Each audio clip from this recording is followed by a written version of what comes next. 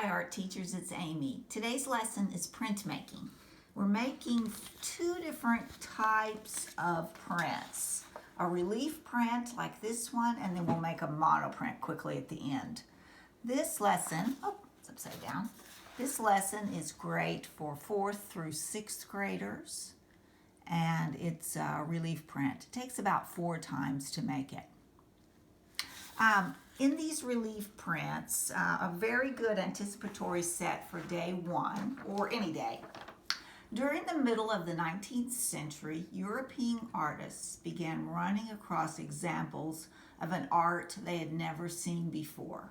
These strange new prints were filled with images of actors wearing frightening masks, fantastic, poetic landscapes, swordsmen. These pictures had been created using flowing lines and brilliant, unusual color schemes. If skilled Japanese artists had been making prints for hundreds of years, why was it that no one had ever seen them in Europe? Well, the answer lies in Japan being across the world, and since it's islands, they were very isolated for centuries. Their trade started in the middle of the 19th century, and one of the first artists to discover these Japanese prints was Claude Monet. He ordered some Japanese dishes, and when he unwrapped them, the wrapping was prints, probably ones that they weren't as happy with, ones that kind of goofed a little bit. And so he flattened them out and hung them in his dining room, and today his dining room is still full with Japanese prints. These Japanese prints started to really influence all of the Impressionists and then the Post-Impressionists too. So let's take a look. This one is Hokusai's The Great Wave, probably the most famous of Japanese prints. And here's another one of Hokusai's. And then Van Gogh was very influenced by Japanese prints. Look how much Starry Night looks like Hokusai's The Great Wave. The thing about prints that we want kids to notice, and that everyone notices how interesting they are, is patterns. Lots of patterns. Here's another one of Van Gogh's. This is a drawing, but look at the influence of the patterning. Okay, so to start this, we talk about the definition. Printmaking is the process used to move a picture from one surface to another, and it may be repeated. A relief print that we're making is a block. Part of it is raised, and the raised area catches the ink, and anything you press in does not. This is a block print from my friend Tammy, and she carved into a huge block of wood the size of that black area, and then black ink on the white paper. We're going to get the same effect, not quite as fantastic, but the same effect with styrofoam. Okay, so the kids start with a brainstorming sheet. I want to see their ideas on a portrait, a landscape, a still life, and abstract. We take a couple minutes on each one. And then I give them any pictures that they're interested in. They want more pictures. We also have a lot of art prints hanging up around the room and on the smart board for ideas. This one, see the patterns, different patterns, all kinds of things, whatever they're interested in. Then I give them a half a sheet of paper, and their print can run vertical or horizontal, either one, and they start drawing their picture on a half sheet of copy paper. The secret to these is this styrofoam called Scratch Art Scratch Foam Board that you can get online from art companies. On this project, we're cutting it in half, so we're using a half a sheet. So they take their picture that they've drawn and the styrofoam, and they tape it at one end. Here's one that's in the process. Tape it on at one end, and then they take a red pencil or any contrasting color, and they go over all of their lines. If they use a different color, like red, they can see where they've been. Then they open up their print, take a regular pencil, and press these lines in deeper. Kind of drag it, lay it down and drag it is good. Okay, so now the block is ready to print. So I've got some ink set up here. see, what am I going to need? I'm going to use this one I've used before.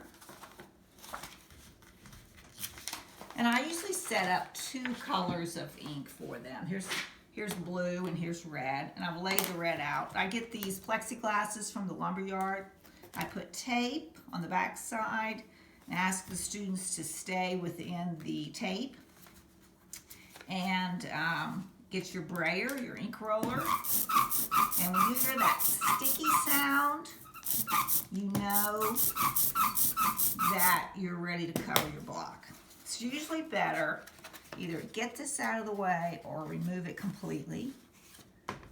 So now my brayer is full of red ink, and I tell them also, I usually put a row of ink up here. I had a printmaker tell me one time, tell the students to go to the ink, but don't take all of it. Just go to the edge of it. Because if they get too much, it's going to be too much. It'll go into their crevices. So then you start putting ink on your block. And this can be both directions, either way, however they want to get it covered. And they can tell by looking at it when they're there. Corners really good. Okay, I think that's enough. Rags, need lots of rags for this. Okay, the block has to be put on a clean surface. I usually have them already pick 2 colors of paper, 9x12, and then they go back to their seat and put their block on a clean area. You wouldn't want to print right here because this red would be on your paper. You got to have a clean spot.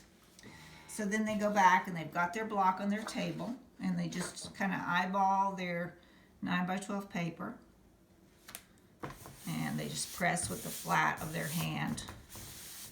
No printing press needed on this. Now a good print has really crisp corners, so if they'll take their finger and go all the way around, get those corners. Then they take their hand and one hand holds the print, one hand holds the block, and then they pull their print. And then immediately we make a ghost. We don't put any more ink on. We just take another piece of paper and pull another print. This is another one. You can tell the ghost is a little bit lighter usually. And you've got 2 prints. If we have time, we go ahead and use our blocks another day. All right, so as far as the next steps. So we've got, I think I will turn this down here so I can work here. Okay, so you got your goats. Now numbering your prints. They're gonna make 2. So their name goes on the right, and 1 of 2 goes on the first print, and 2 of 2 goes on the second print. Here's a bunch of different colors. Lay colors on the table that you think complement your inks so that they can choose 2 before they start, 9x12. And these are just mostly construction paper. I think this one's even thinner. And then here's one we did with just 1/3 of a sheet of styrofoam. So you can get more kids out of that. So that's that one. And this is another version we did. We took tissue paper on a piece of 12x18 and cut it out and glued it with watery glue on top. And then we used smaller styrofoams. These were 1/4 of that sheet. You can see I have a butterfly one and I have a flower one.